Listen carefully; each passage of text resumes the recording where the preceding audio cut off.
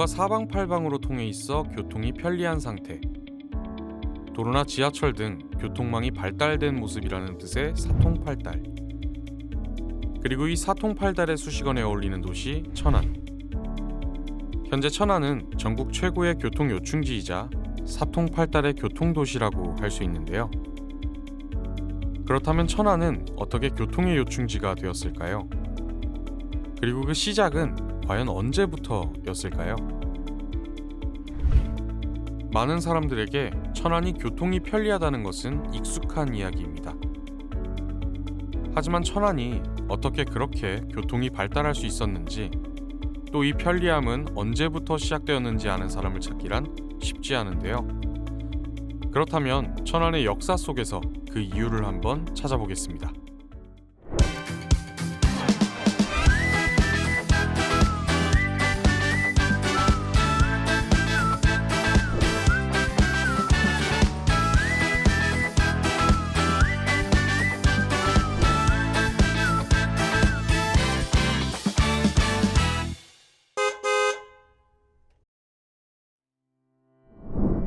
가장 살기 좋은 고장이라는 뜻의 도솔이라는 옛 이름으로 불렸던 천안은 시간이 지나 하늘 아래 제일 편하다는 의미의 천하대안이라는 단어에서 유래되어 오늘날의 이름을 가지게 되었는데요. 그 이름에 걸맞게 오늘날 천안은 산업, 교육, 문화, 환경, 교통도시를 지향하는 삶의 질 세계 100대 도시를 추구하고 있습니다. 그렇다면 천안이 교통도시가 된 것은 언제부터였을까요? 이를 알기 위해서는 우선 고려시대로 거슬러 올라가야 합니다. 천안은 무려 1000년 동안 고려시대부터 교통과 교역의 요충지로 천안부라고 불렸는데요. 이렇게 된 이유에는 당시 풍수지리적인 영향이 있었다고 합니다. 이는 고려사전료 제1권 태조 경인 13년에 나오는 구절을 보면 쉽게 알 수 있습니다.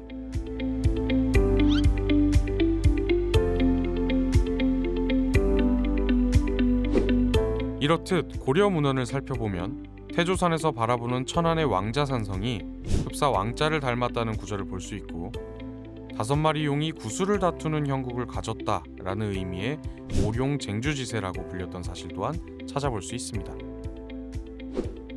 풍수지리가 중요시되던 시기에 그 가치를 인정받은 천안.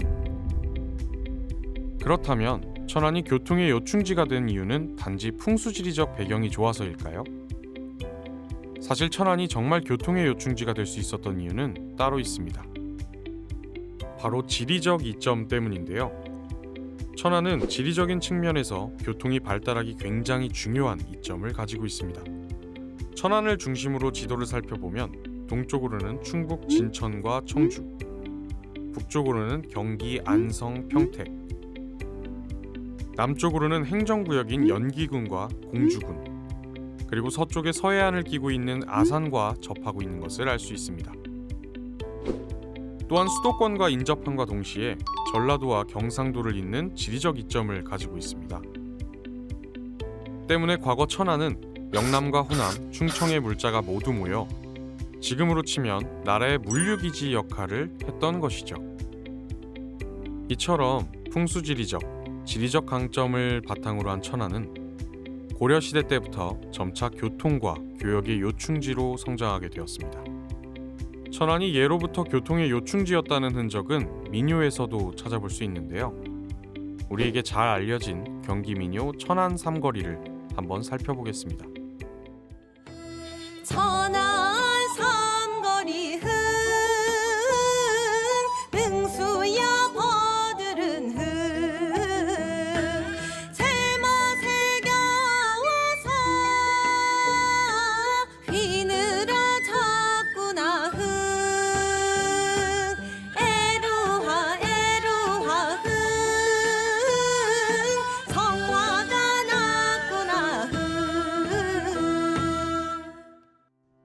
민요 속 천안 삼거리는 도성과 전라도, 경상도를 연결하는 삼남대로의 길목 역할을 해왔습니다. 예로부터 천안이 삼남, 즉 도성으로부터 남쪽에 있는 충청도, 경상도, 전라도의 삼도를 연결하는 교통의 요충지였기 때문에 천안 삼거리에는 항상 상인과 나그네들로 붐비게 되었죠.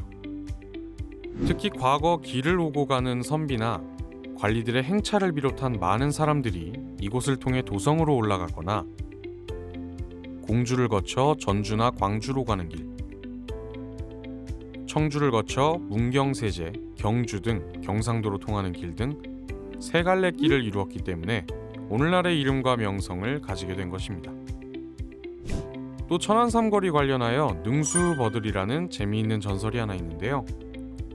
천안 삼거리에 많이 자라고 있는 버드나무에 대한 전설을 통해서도 옛 천안의 명성을 짐작할 수 있습니다.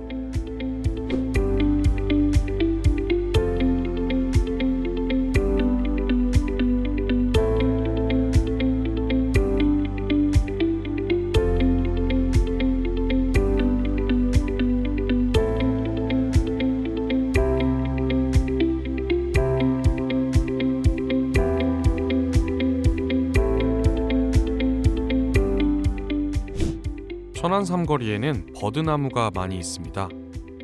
이는 능소의 아버지가 딸과 헤어질 때 꽂은 지팡이가 자라서 퍼졌기 때문이라고 하는데요. 그래서 이 버드나무들을 능소버들 혹은 능수버들이라고 부르게 되었다는 이야기입니다. 우리는 이 전설을 보면 그 당시 교통이 불편했던 시대임에도 불구하고 다양한 지역 사람들의 인연이 담겨있는 아주 활발한 거리였다는 것을 짐작할 수 있습니다. 물론 시간이 흘러 천안 삼거리는 사거리가 되었고 삼거리라고 불렸던 자리에 초등학교가 들어서면서 그 의미는 퇴색되었지만 여러 도로들이 들어서면서 현재까지도 천안 삼거리라는 이름에 걸맞는 역할을 충실히 수행하고 있습니다.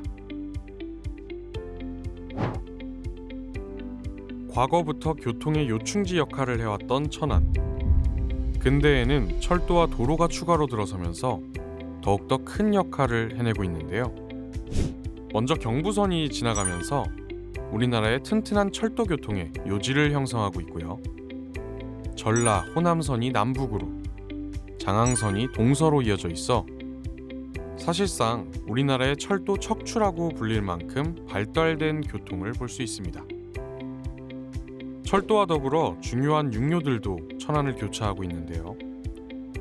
전라남도 목포시부터 평안북도 신의주까지 있는 대한민국의 종축국도인 1번 국도와 더불어 전라남도 강진군에서 시작하여 충청남도 천안시에 이르는 대한민국 남북측 국도 23번 국도, 충청남도 당진시에서 경상북도 영덕군까지 국토를 동서로 관통하는 34번 국도, 이외에도 21번 국도, 43번 국도, 628번 지방도까지 다양한 도로들이 천안을 통하며 마음만 먹는다면 천안에선 어디든 편하게 이동할 수 있습니다.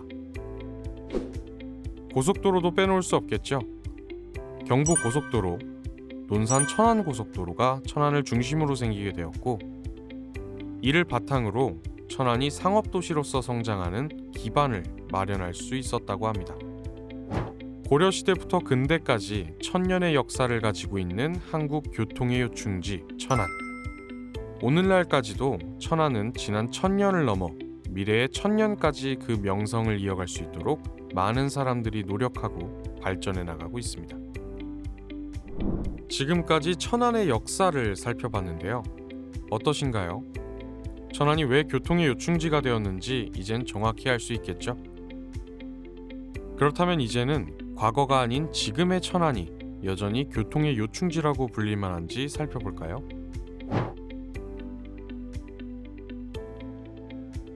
오늘날 천안은 앞에서 봤던 철도의 역사를 바탕으로 광역교통망을 형성하고 있는데요. 우리는 이러한 철도의 발전을 물류와 여객의 관점으로 나누어 살펴볼 수 있습니다.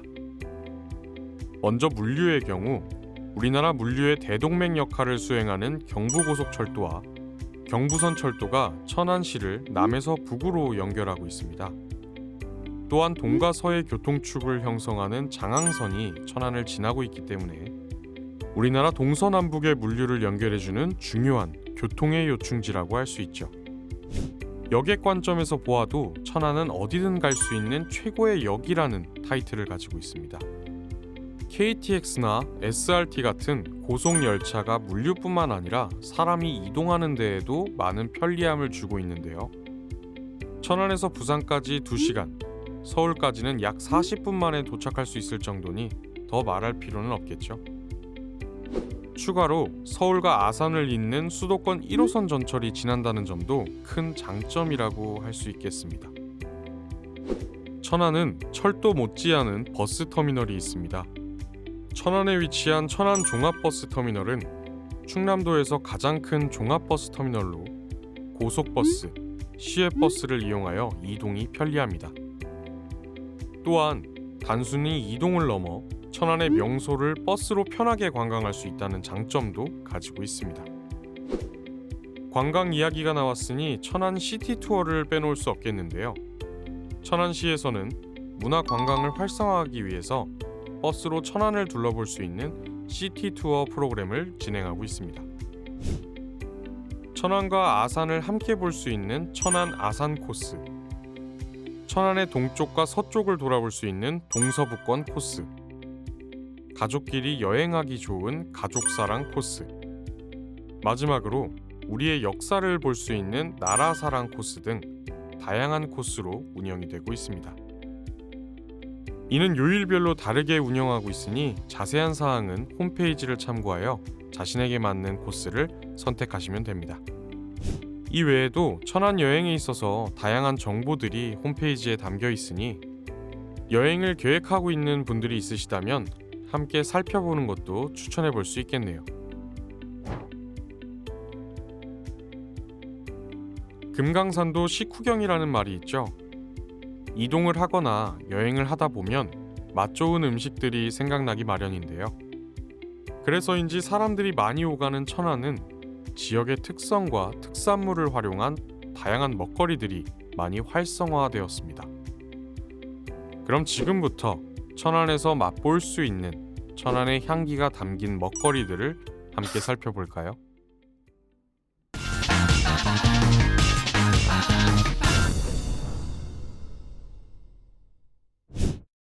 천안에서 즐길 수 있는 특산 먹거리, 그 첫 번째는 바로 도토리묵 요리입니다.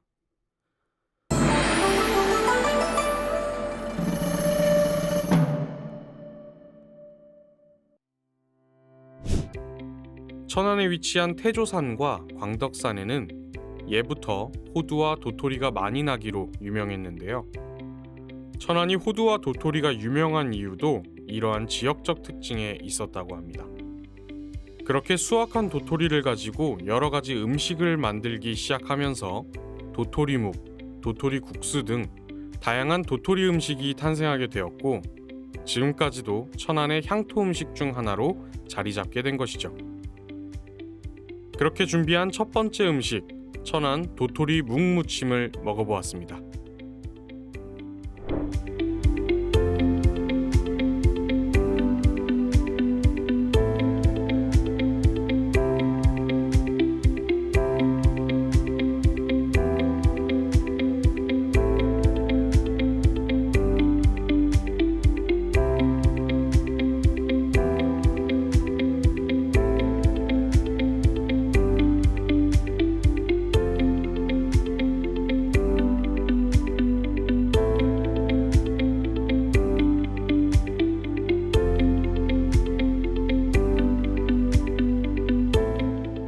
먹으면서 각자 평가를 한 번씩 해보았습니다. 첫 번째 시식평은 다른 도토리묵에 비해 도토리 함량이 많다는 느낌을 받았다는 의견이 있었고요. 도토리묵 식감이 쫄깃쫄깃하고 맛있었다는 의견과 함께 이전에 먹었던 묵보다 조금 쓴맛이 더 많이 느껴졌는데 이 맛이 호불호가 갈릴 수도 있을 것 같다는 얘기가 있었습니다. 천안에서 즐길 수 있는 특산 먹거리, 그 두 번째는 바로 병천 순대입니다.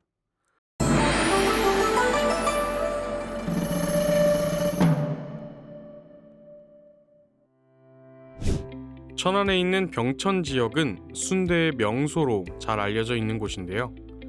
병천 순대가 유명해진 이유는 1960년 당시 읍내에 햄 공장이 생겨나면서부터라고 합니다. 병천 지역에 햄 공장이 세워지면서 이 과정에서 햄의 주재료인 돼지 내장이 많이 남게 되었다고 합니다.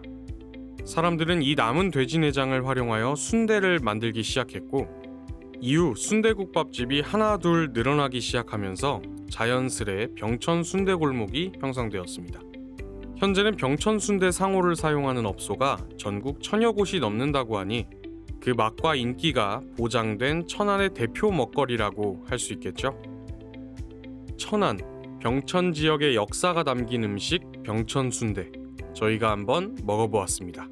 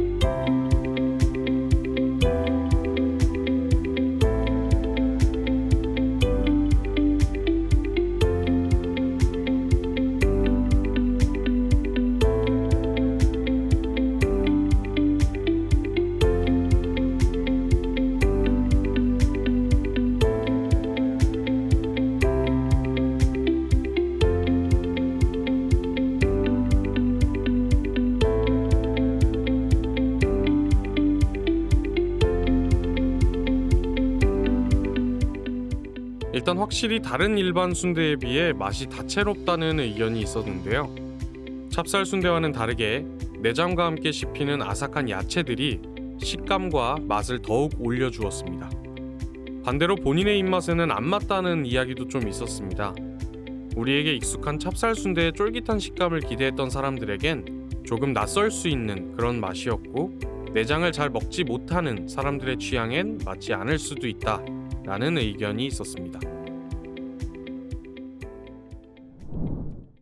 천안에서 즐길 수 있는 특산 먹거리, 마지막 음식은 바로 호두 산채 비빔밥입니다.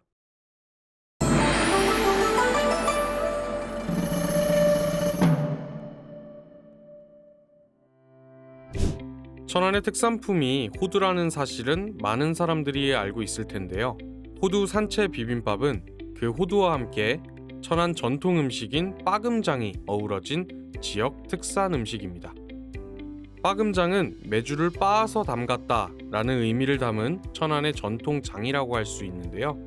천안 지역만의 제조 방식을 이용하여 일반 된장보다 짠맛이 덜하고 유산균은 200배가 더 많은 전통 건강식품이라고 합니다. 천안의 명물인 호두와 빠금장이 함께 어우러진 호두 산채 비빔밥, 한번 먹어보도록 하겠습니다.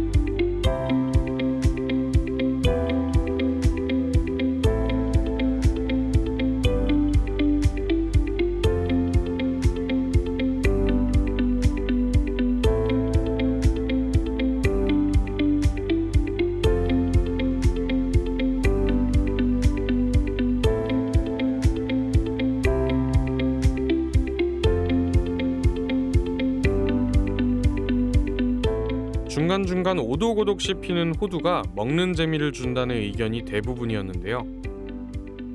일반적인 비빔밥의 맛과 함께 호두의 식감과 고소함이 섞이니 보다 풍부한 맛을 내는 것 같아 누구나 맛있게 먹을 수 있었습니다. 빠금장에 대한 의견도 있었는데요. 일반 고추장에 비해 짠맛이 덜하고 자연스러운 단맛이 올라와서 굉장히 맛있었다는 의견이 많았습니다. 오늘은 천안이 교통의 요충지가 될 수밖에 없었던 역사부터 지금까지의 이야기들, 그리고 이러한 교통을 이용해 먹을 수 있는 먹거리들까지 천안의 다양한 정보들을 알아보았습니다. 여러분들도 혹시라도 이동을 하다가 천안을 거쳐가게 되신다면 한번 들러보는 것도 좋은 추억이 될 수 있겠죠?